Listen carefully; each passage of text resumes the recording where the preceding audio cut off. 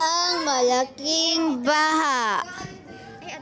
Ang mga tingyan, isang pangkat ng mga taong naninira sa mga burol sa dakong loob ng Abra ay may sarili nilang salaysay tungkol sa malaking baha. Ang pinagsimulan ng matinding sakuna ay ang pagdukot ni Aponi Tulao kay Humitaw, isang adang tagapangalaga ni Tao Mariu, bathala ng karagatan. Heto ang kwento.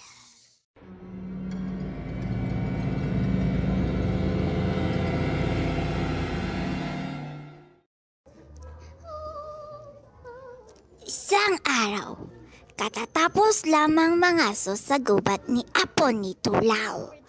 Siya ay humiga at nagpahinga sa lilim ng isang puno.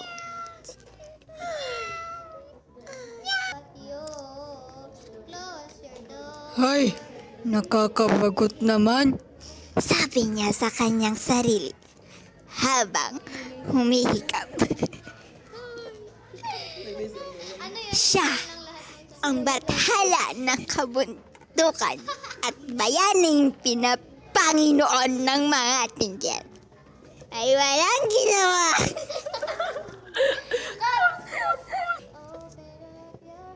Sa araw-araw, kundi ang mga so at magtanim ng mga halaman at puno sa kagubatan ng kabundukang Cordillera. Pambira, wala na akong ibang magawa rito.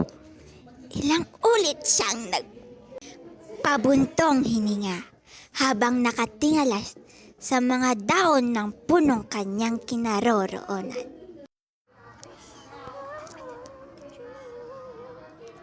Maya-maya ay bigla na lamang nagliwanag ang kanyang nababangot na mukha. Alam ko na! Ano kaya kung bumaba ako? Nagsasawa na ako dito sa kabundukan.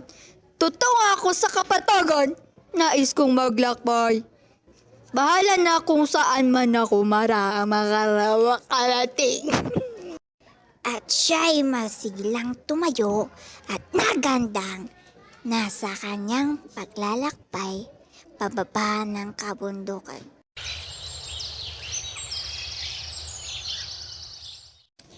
Pagdating sa kapatagan, ang pinatay naglakad ng walang iniisip na pagtutunguhan. Walang nakatawag ng kanyang pansin sa paligid. Bagot na bagot pa rin siya. Patuloy siya sa paglakad hanggang sa siya ay napadpad sa tabing dagat. Doon ay biglang nagbago ang kanyang pakiramdam.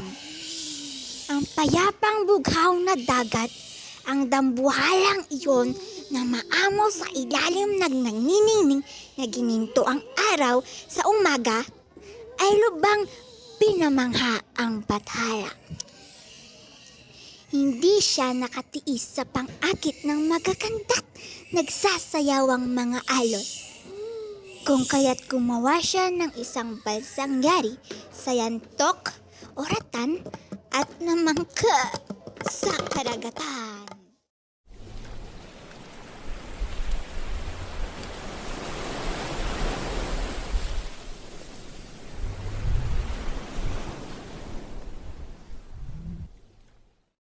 Sumagwan siya ng sumagwan at siya ay nakarating sa dulo ng mundo.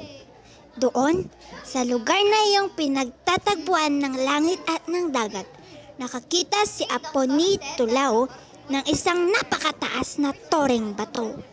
Iyon ay walang iba kundi ang tahanan ni Tao Mariu, Bathala ng Karagatan. Binabantayan iyon ng siyam na nagagandahang mga anak ng damong dagat o seaweeds. Ang sinag ng araw sa karagatan na naghahatid ng ginto't pilak na kinangsalunti ang buhok ng siyam na takapangalaga, ang masasayang pagtatawanan, paglalaro at paghahabulan ng mga ito ay labis na humalina sa Diyos ng kabundukan. Nilakasan ng loob ang mandirigma't bathala ng mga tinggian ay nagtungo sa mga pinto ng palasyo. Magandang araw. Walang galang na sa inyo, mga binibini. Ibig ko lamang malaman kung ano ang puok na itong aking kinaroroonan. Ang magalang niyang tanong sa maririkit na tagapagbantay. Subalit pawang mga tawa lamang ang isinukli ng mga diwata sa kanya. Nagtaka si Aponito Lao. Ano ito? Magalang ang aking tanong. Bakit nila ako pinagtatawanan? Ay,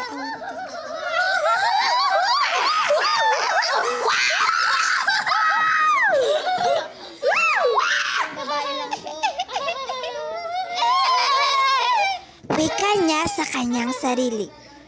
Aba, heto't niyayaya nila akong pumasok sa palasyo. Ngunit patuloy pa rin silang nagtatawanan. Pinaglalaruan ba nila ako? Gulat na dagdag pa niya nang makitang iniimbitahan siyang pumasok ng mga nimpa. Sinundan niya ang magagandang dilag. Ngunit ang patuloy na halakhakan ng mga ito ay nagpapanting sa tainga ng bathala. Ah! Biglang sigaw niya. Bakit ang ingay ninyo? Pinagkakaisa ninyo ako!